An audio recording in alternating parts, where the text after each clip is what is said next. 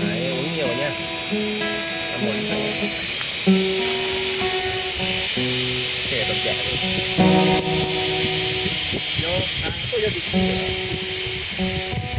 Vô hả?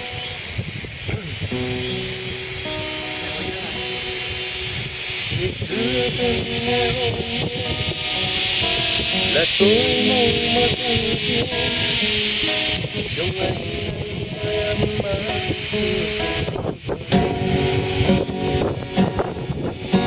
ngày xưa phương rơi đầy sân đời ca hôn tôi lần biết